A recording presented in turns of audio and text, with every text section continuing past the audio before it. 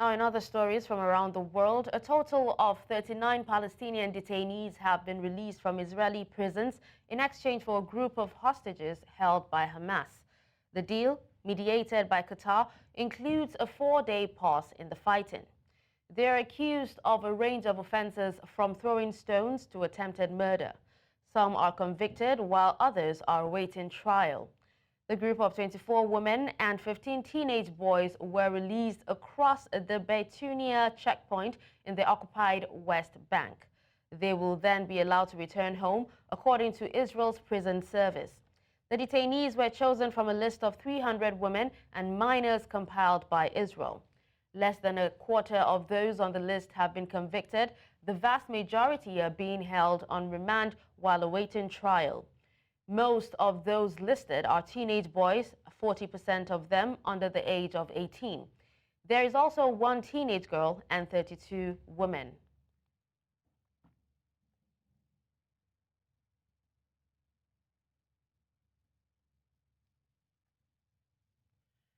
Now, to discuss this, I'm being joined by Global Affairs Analyst Collins Nweke. Good morning, Collins, and thank you so much for joining me on the news. Thank you, Dashen. Thank you for having me. All right, so how do you think this exchange of detainees and hostages impacts the ongoing conflict between Israel and Hamas, especially with calls for a ceasefire? Well, Dashen, this is a very, very significant development and important one for that matter. Of course, ultimately, the goal of the vast majority of the world, members of the global community, is to see two states living side by side each other, Israel and Palestine. That is the ultimate goal. Now, since 7th of October, when Hamas acted in a manner that triggered this war, I think what everyone has been calling for is, total ceasefire, that Israel stops the bombardment and that, all the activities of Hamas coming from Lebanon and other places firing rockets, that it stops as well. Now, a subset of what has happened now, which is the 4-day truce, is very, very important in the path to achieving that, immediate goal of total ceasefire. But let's not make any mistake about this, Dashan. This is just 4-day truce. So which means that, as a matter of fact, Israel is in a hurry to resume the bombardment and the killing of, innocent people in Gaza as they hunt, for Hamas and Hamas militants. So anyway, I think it is a very big relief that at least now food, medicine, water, fuel, and all of that can now get into Gaza, and that people can at least begin to see the semblance of, a normal life, at least within the 4 days. But the worst, perhaps, is yet to come. All right, Collins. Now, there have been recent, calls for, a mediation from people from around, or countries from around the globe in recent times. Well, would love for you to tell us, in your own expert's opinion, as a global affairs analyst, what are the potential implications of Qatar's mediation in this exchange and also its role in regional diplomacy? Like you mentioned, Dasha, there have been different countries of the world that have actually offered to mediate, one of which is actually South Africa. But the request of South Africa was actually dead on arrival because, South Africa was under Cyril Ramaphosa, was seen to be one that is, as a matter of fact, sympathetic to the Palestinian cause, considering the, apartheid history.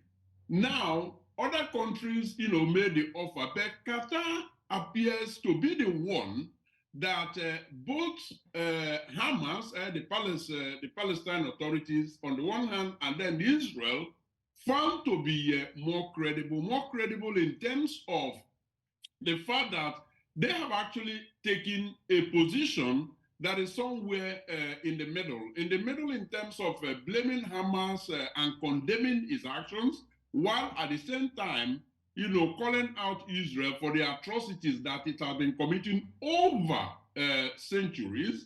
But at the same time, they heightened attack. So Qatar has indeed become a very, very significant diplomatic tool, for want of a better word, in actually, mediating, and they have proven that in this case. So one can only hope that, they will continue along that line to see to a total ceasefire. But yeah, it is, Qatar has shown itself to be a credible partner, one that is, trusted by all the major stakeholders, including United all right, States. Collins. I think we're all grateful that Qatar decided to actually step in. But while we wrap up, let's talk about the age demography of these particular detainees, and especially those who have been released so far.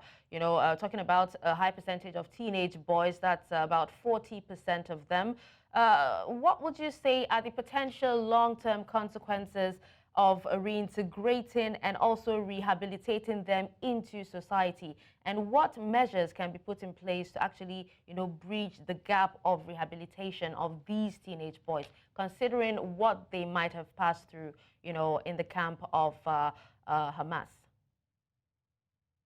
A very, very important question. I mean, when you are looking at the long-term impact of, regional peace out there, because the young people that were held by Israel and are still being held by Israel, as a matter of fact, because they've only just released about 100 and, well, the target is to release 150.